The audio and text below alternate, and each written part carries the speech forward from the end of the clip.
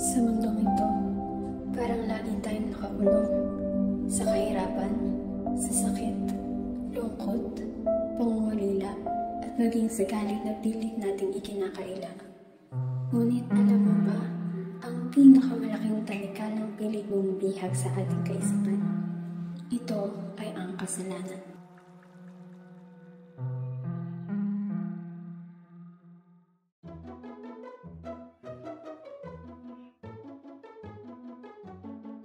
Ay! Birthday pala ni Cristel. Maaya nga mag-inom.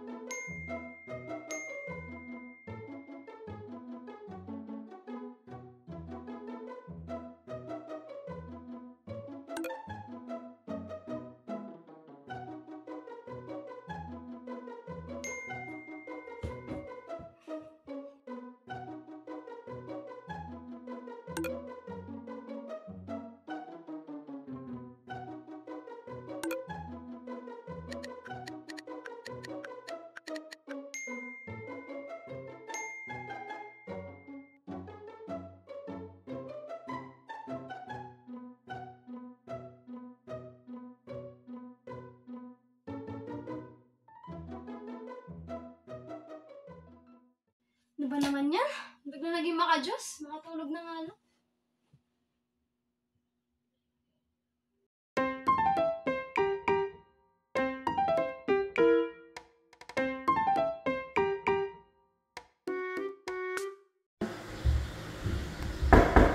Ate Ulan? Te! Pairam daw po pala ka na si... Ikaw sumigaw. Ano ba yun? Ay, sorry te. Pairam po sa si mama ng Blanca. Teka lang, kunin ko lang. Ano kaya meron dito?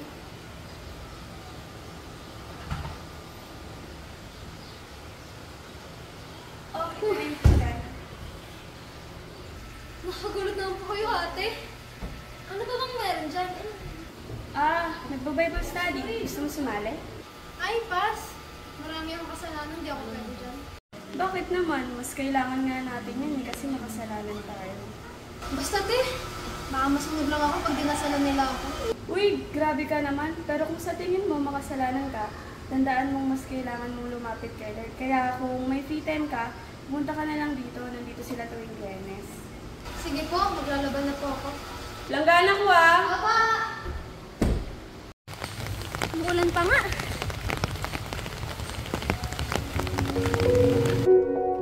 Bible study? Tapos nagsisimba? Ano kaya nakain nila? Pero, totoo kaya yun? Okay lang kayang sumama ako kahit alam kong di naman ako banal? Tanggapin pa kaya ako ni Lord kahit napakapasaway ko? Ay, ewan.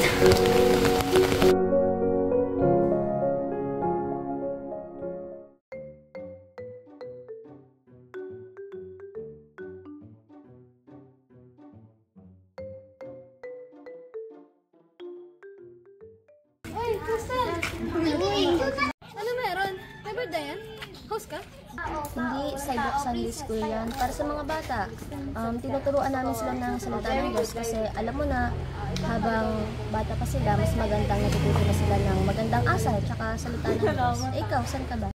Sa computeran lang. Alam mo naman, walang computer sa bahay. Wala akong internet pang AI. Oo nga pala. Pero alam mo, mas magandang sumali ka sa group study namin. Pati ang mga lessons mo, pati assignments mo, magiging madali. Hindi mo na kailangan gumamit ng AI. Ay, we? Yun ba yung nakita ko sa My Demo with Honors ka? Oo, malaking tulong na rin sila. Pero syempre, mas lalamig sila. Sige, sali mo ako dyan. Sino ba source nyo? Source? Anong source? Ano ka ba? Yung source, yung pinagakunan nyo ng mga sagot sa exams. Ay, wala. Paano ka nakakuha ng matataas na score sa exams? Ayun ba, nagtutulungan kasi kami mag-review. May mga kasali din kasing senior year na binibigyan kami ng mga i-review namin. Kaya yun yung mga inaaral ko. Hindi ba mahirap yun? Nakakatamad mag-review, no? Mas maganda yung ginagawa natin dati. Nag-AI lang, kasi alam natin yung mga sagot. Totoo naman mas madali yun. Kaso napapansin ko, puro AI na nilalang ko sa mga assignments ko. Parang walang kabuluhan rin na nag-aaral ako kung hindi naman ako natututo. Sa bagay, may point ka. Ate Cristel, may crayons pa po. Oo, meron pa. Wait lang, kukuha ako. Punta ka muna sa upuan mo doon. Uy, asikusuhin ko muna sila. Pag-isipan mo yung sinabi ko sa'yo. Sige, salamat.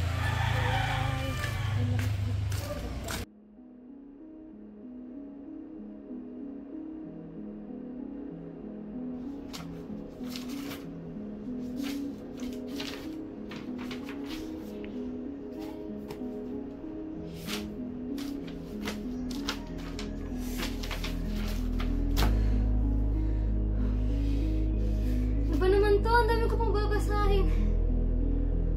2 days na exam ko. Ano ba kasi pinagagawa ko? Mas magandang sumali ka sa group study na Chat ko ba? Parang nagmumukha ang esperada pag ganito.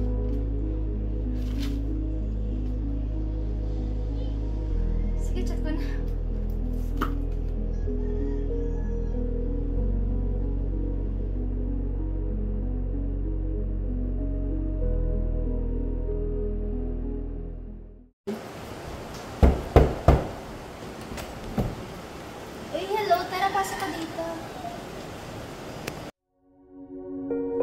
At ang simpleng pagsali ko sa group study na yun, ang hindi ko inaasahang pagbabago sa buhay ko. Nakakilala ako ng ibang tao, mga tao na hindi ako hahayaang gumawa ng mali.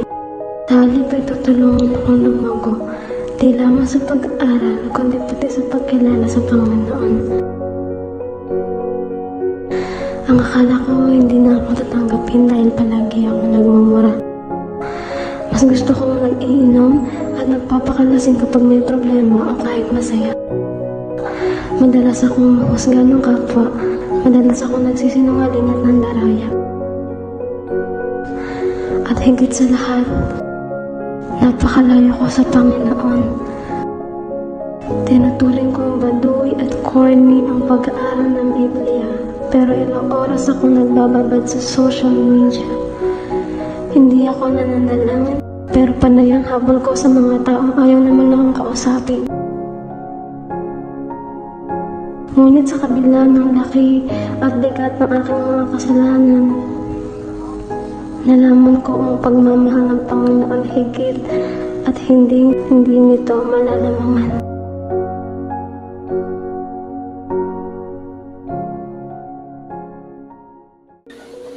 Ate Cristel po pala nag-invite sa inyo dito. Oo, dahil doon, nakalala ko ang mami. Pero ate, paano po ako magiging katulad?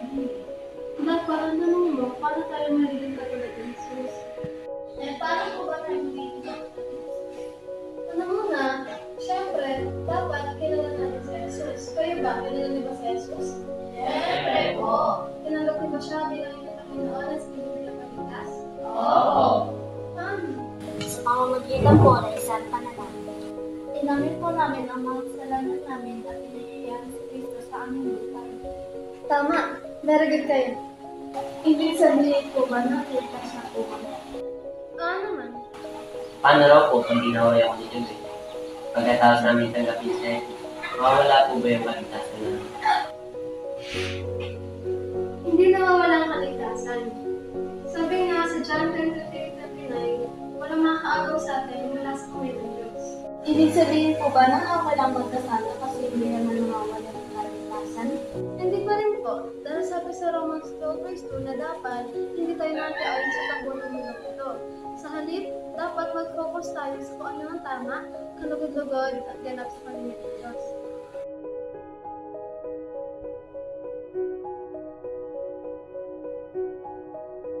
Nangangahulugan ito ang hindi lamang natatapos sa pagtanggap ang kaligtasan. Nararapat rin tayong gumawa ng mga hakbang upang mas kilalanin siya at mas matulungan ng mga taong hanggang ngayon ay bihag pa rin ng kasalanan.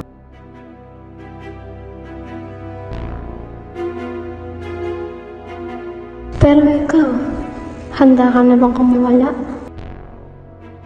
sa sarili mong tanikala?